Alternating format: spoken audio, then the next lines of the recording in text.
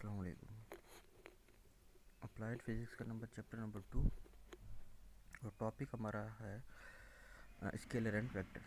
Last जो lecture था उसमें हमने स्केलर एंड वेक्टर के बारे में पढ़ा। उसकी जो वेक्टर एडिशन है, स्केलर और वेक्टर क्वांटिटीज़ कौन सी होती है और वेक्टर की एडिशन कैसे होती है, हम किस तरीके से दो या दो से ज़्यादा वेक्टर को ऐड करते हैं। ठीक है, ये चीज़ें जो है ना हमने लास्ट लेक्चर के अंदर अपनी स्टडी की थी। ये कुछ एग्जांपल थी जिसके थ्रू हमने जो है वो वेक्टर एडिशन के बारे में बताया था कि वेक्टर्स को जो है ना वो हेड टू टेल जो है ना रूल के मुताबिक या हेड टू टेल मेथड के मुताबिक ऐड किया जाता है। पहला वेक्टर जो भी डायरेक्शन होती है उसको रखा जाता है, उसके साथ जो दूसरा वेक्टर उसके साथ ऐड करेंगे, दूसरे वेक्टर की जो टेल है वो पहले वाले वेक्टर के हेड के साथ जो है वो ज्वाइन होगी। इसी तरीके से तीसरे वाले, क्योंकि उसके बाद तीसरा वेक्टर लगेगा, तो तीसरे वेक्टर की जो टेल है वो दूसरे वाले के हेड के साथ ज्वाइन होगी और एट दी एंड रिजल्टेंट जो होगा वो पहले वाले का टेल और लास्ट वेक्टर जो भी होगा, दो वेक्टर हैं, तीन वेक्टर हैं, चार हैं, पांच हैं, जितने भी वेक्टर हैं, पहले की टेल के साथ उसका रिजल्टेंट की टेल मिलेगी और लास्ट वाले के हेड के साथ रिजल्टेंट का हेड मिलेगा। ये तो था आपका वेक्टर एडिशन। आज है law of parallelogram of forces. ठीक है, बाय एडिशन ऑफ वेक्टर्स, इसको ऐसे भी कहते हैं, या law of parallelogram law of vector addition भी कहा जाता है। इसमें क्या होता है कि हम किसी भी दो वेक्टर्स को, ठीक है, जो कि एक ही पॉइंट से जो है ना वो निकल रहे हों, ठीक है, उन दोनों का मैग्नीट्यूड और उन दोनों की, अब हमने क्या करना है, अब ऐड करना है। दो फोर्सेस हैं, दो वेक्टर कह लें या दो फोर्सेस कह लें, वेक्टर बेसिकली फोर्स ही है। तो दो वेक्टर्स ऐसे जो एक ही पॉइंट से निकल रहे हों, उनकी मैग्नीट्यूड और उनका एंगल जो है ना वो फाइंड करनी है। अगर आपको याद हो तो हमने मैथ के अंदर ना थोड़ा बहुत इस चीज़ को टच दिया था कि मैग्नीट्यूड कैसे फाइंड की जाती है और एंगल जो है कैसे फाइंड की जाती है। लास्ट की दो क्लासों में थोड़ा बहुत, ज़्यादा नहीं बताया था, बस थोड़ा बहुत उसके बारे में बताया था, मैग्नीट्यूड और एंगल आप कैसे निकाल सकते हैं वेक्टर्स की। तो इसमें भी ये है कि अगर दो वेक्टर्स जो हैं वो फोर्सेस जो है एक ही पॉइंट से निकल रही हैं, तो वो उनकी जो है वो हम मैग्नीट्यूड और उनका जो है एंगल जो है वो कैसे फाइंड करेंगे। If two vectors acting simultaneously at a point can be represented both in magnitude and direction by adjacent side of parallelogram। ठीक है, तो यानी कि हम अगर ऐसे वेक्टर्स जो कि एक ही पॉइंट से निकल रहे हैं, तो उन दोनों को हम क्या करते हैं, पैरेललोग्राम की पैरेललोग्राम क्या है उसकी मदद से उनकी जो है ना वो हम, तो उनको जो है ना पैरेललोग्राम की मदद से जो है वो हम उसकी मैग्नीट्यूड और वेक्टर जो है वो, सॉरी, मैग्नीट्यूड और एंगल दोनों जो है वो उसकी फाइंड कर सकते हैं। ठीक है, then the resultant vector is represented in both in magnitude and direction by diagonal of the parallelogram passing through that point। अब ये जो है वो इसकी लॉ ऑफ पैरेललोग्राम जो है वो उसकी एक डेफिनेशन समझने लिखी हुई है कि हम किस तरीके से अब लेट्स सपोज ये दो वेक्टर हैं, एक वेक्टर ये है जो कि एक्स एक्सिस पर लाई कर रहा है और दूसरा वेक्टर जो है ये कुछ किसी एंगल पे, किसी एक एंगल पे लाई कर रहा है। ठीक है, तो हम क्या करते हैं, क्योंकि पैरेललोग्राम में ये होता है जो सामने वाली जो साइड है वो बराबर होती हैं। ठीक है ना, अब इसके सामने वाली साइड ये है F1, ये भी इसकी मैग्नीट्यूड और इसकी जो है वो डायरेक्शन सेम होगी, और दूसरे जो फोर्स है हमारी ये, इसको हम यहाँ ड्रा कर लेंगे। ठीक है, ये हमारा एक पैरेललोग्राम बन गया, वही एंगल पे उसी एंगल पे उसी मैग्नीट्यूड के साथ, वही एंगल है और वही मैग्नीट्यूड है। अब जो है वो हम इसका रिजल्टेंट जो है वो ड्रा करेंगे। रिजल्टेंट कैसे ड्रा किया जाएगा, रिजल्टेंट जो होगा उसका डायगोनल होगा। इस तरीके की लाइन होती है जो बीच में एक स्लोप से बनती है, उसको हम कहते हैं diagonal basically. And the direction by the diagonal of parallelogram passing through that point. ठीक है, अब ये जो डायगोनल है वो जीरो से स्टार्ट हो रहा है और उस पॉइंट पे ख़त्म हो रहा है जहाँ पे दोनों वेक्टर्स जो है वो मिल रहे हैं। ठीक है, ये इसका टेल है, ये इसका हेड है, ये इसकी टेल है, इसके साथ कनेक्टेड हो गया। यानी कि बेसिकली ये F2 है और ये फोर्स F1 है, यानी कि दो वेक्टर यहाँ से ऐड हो गए, F1 और F2, ये भी हेड टू टेल मेथड के थ्रू ही ऐड हुए हैं। और इनका जो डायग वो यानी कि आपका जो रिजल्टेंट बनेगा वो भी अकॉर्डिंग टू यानी कि हमारा मेथड के मुताबिक ही है। अब ये ऐसा क्यों किया, क्योंकि हम इसकी जो F1 और F2 का रिजल्टेंट फाइंड नहीं कर सकते, तो हमने पैरेललोग्राम की मदद से हम इसका रिजल्टेंट फाइंड किया। अब जो है ना वो हम इसका मैग्नीट्यूड और डायरेक्शन कहेंगे, इस वजह से इसको हम लॉ ऑफ पैरेललोग्राम भी कहते हैं। इस तस्वीर में अगर देखें तो ये पैरेललोग्राम, तो यहाँ पे एंगल इसकी जो बनी हुई थी यहाँ से यहाँ तक, और ये इसकी ये एंगल, ये आपकी अल्फ़ा एंगल जो है वो रिजल्टेंट की है, और जो थीटा एंगल है वो है आपके F2 की एंगल है। तो वही F2 की एंगल हम यहाँ ड्रा कर देंगे। अब हमने जब ये पढ़ा था, यानी कि आपको अगर याद हो वेक्टर्स हमने जो मैथ के अंदर पढ़े थे, तो उसके अंदर हमारे पास जो वैल्यूज़ है वो एक्स एक्सिस के ऊपर होनी चाहिए या वाई एक्सिस के ऊपर होनी चाहिए, या तो एक्स एक्सिस के ऊपर होनी चाहिए या वाई एक्सिस के ऊपर होनी चाहिए। बी की कोई वैल्यू, अगर ये एक्स एक्सिस है यानी कि ये एक्स एक्सिस है और ये वाई एक्सिस है, एक वेक्टर यहाँ होगा एक वेक्टर यहाँ होगा, एक्स एक्सिस के साथ कॉस थीटा लगा देते हैं हम और वाई एक्सिस के साथ साइन थीटा लगता है। लेकिन अगर कोई ये जैसे F1 है, ये पूरा पूरा एक्स एक्सिस के ऊपर है, ठीक है, ये तो हम फाइंड कर लेंगे। F2 जो है वो हमारे पास जो है वो एक वैल्यू ऐसी है जो कि ना एक्स एक्सिस पर है ना वाई एक्सिस पर है, तो हम क्या करते हैं, ये जो F2 था इसको हम इसके एक्स और वाई एक्सिस के अंदर ब्रेक कर लेते हैं।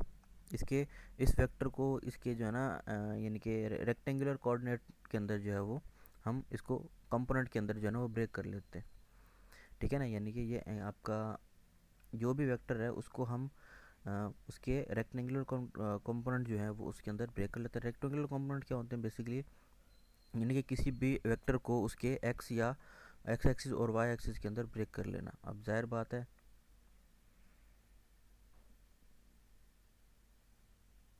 ये है, तो ये वाला अगर वेक्टर है ये F2 है, तो ये इसका वाई एक्सिस बनेगा और ये इसका एक्स एक्सिस बनेगा। यहाँ तक F1 है, इसके आगे F2 वेक्टर का जो है जो एक्स कंपोनेंट है वो है, यहाँ पे ये F2 वेक्टर का वाई कंपोनेंट है। अब इसकी डेरिवेशन आगे इसकी मदद से जो हम आगे कंप्लीट करेंगे, इसकी मैग्नीट्यूड और उसकी angle. A B is equal to O C is equal to F2।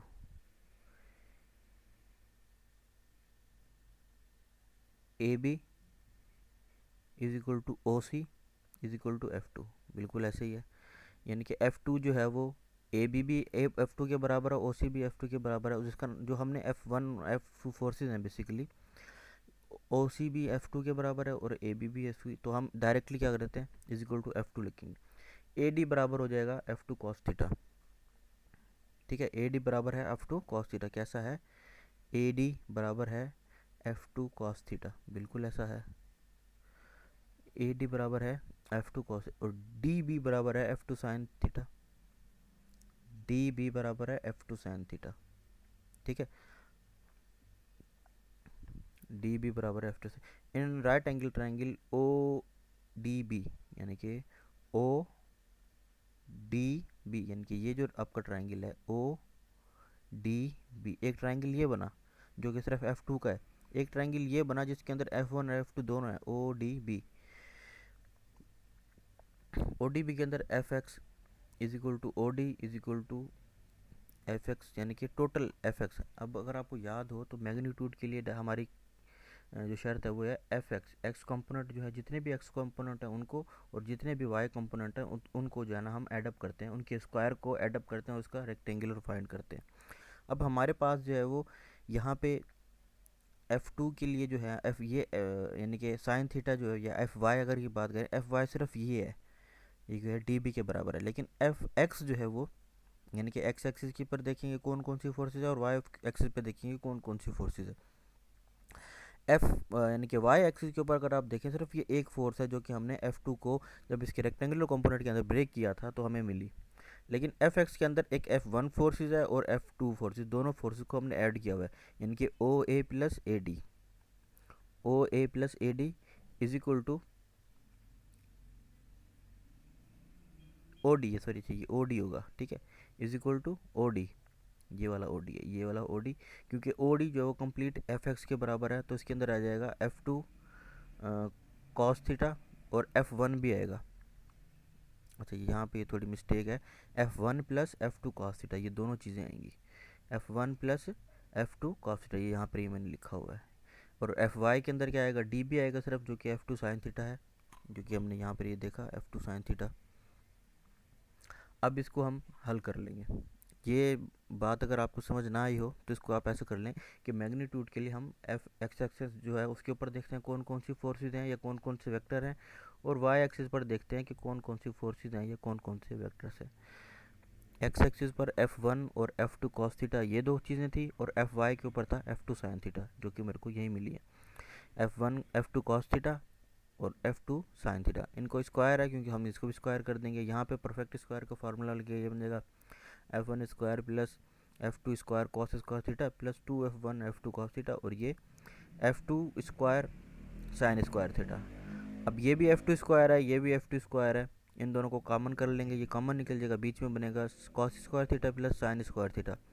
Trigonometric identities के मुताबिक ये वैल्यू होती है 1 के बराबर, तो आपका रिजल्ट मिलेगा F1 square plus F2 square plus 2F1 F2 cos theta, ये आपका हो जाएगा मैग्नीट्यूड। डायरेक्शन के लिए हम क्या करते हैं, tan theta is equal to Fy upon Fx। अच्छा, अब थीटा क्यों नहीं है यहाँ पे, यहाँ पे थीटा भी है। एंगल हमने जो मैग्नीट्यूड फाइंड करना है वो रिजल्टेंट का करना है ना, तो रिजल्टेंट की जो एंगल है वो अल्फ़ा है, तो tan alpha is equal to D B upon O D, यानी कि Fy अपान Fx। Fy की क्या वैल्यू है, F2 साइन थीटा, और Fx की क्या वैल्यू है, F1 plus F2 cos theta, जो कि ये है।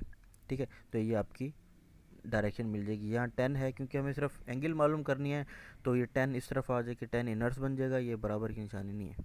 ठीक है, ये दो तीन मिस्टेक हैं। एक ये यहाँ पे F1 plus F2 cos theta होगा, और दूसरा ये जो है ना बराबर की निशानी नहीं है, ये मल्टीप्लाई होगा बेसिकली।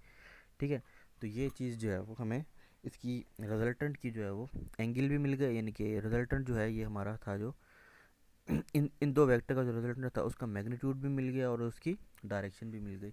तो इस तरीके से हम पैरेलल लॉ ऑफ ग्राम की मदद से हम जो है ना वो दो वेक्टर जो कि एक सिमेट्रिक पॉइंट से रिप्रेजेंट किए जा रहे हों, उनकी जो रिजल्टेंट है उसकी मैग्नीट्यूड और उसकी डायरेक्शन भी फाइंड कर सकते हैं। आगे जाके एक और टॉपिक है, resolve vectors into its rectangular component. उसके अंदर जो है ना वो आपको मज़ीद एक चीज़ क्लियर हो जाएगी कि हमने ये वाला जो यहाँ पे किया है ये क्यों किया है। ठीक है ना, जब एक वेक्टर जो एक्स एक्सिस पे बना हो और वाई एक्सिस पे बना हो, तो जाहिर बात है मैग्नीट्यूड के लिए तो आपको एक्स कंपोनेंट और वाई एक्स कंपोनेंट चाहिए, एक्स कंपोनेंट और वाई कंपोनेंट चाहिए। ठीक है, और एक्स कंपोनेंट और वाई कंपोनेंट तभी मिलेंगे जब एक वेक्टर या तो एक्स एक्सिस पे हो या वाई एक्सिस पे हो। जो वेक्टर इस तरीके से ना एक्स एक्सिस पे हो ना वाई एक्सिस पे हो, तो उसको हम क्या करते हैं, उसके लिए हम उस वेक्टर को उसके रेक्टेंगुलर कंपोनेंट में जो है वो ब्रेक करते हैं, जिसकी मदद से हमें उसके एक्स कंपोनेंट और वाई कंपोनेंट मिलते हैं। ठीक है, तो अगला जो टॉपिक होगा उसके अंदर जो है ये आपको मज़ीद जो चीज़ क्लियर हो जाएगी। अगर इसमें से कोई चीज़ समझ ना आई हो तो आप पूछ लीजिएगा, फिर जो है ना हम इसको आगे फिर हम अगला टॉपिक जो है वो डिस्कस कर लेंगे इंशाल्लाह। अगले टॉपिक के अंदर अगले टॉपिक के साथ अगले लेक्चर में मिलते हैं, तब तक के लिए खुदा हाफिज़।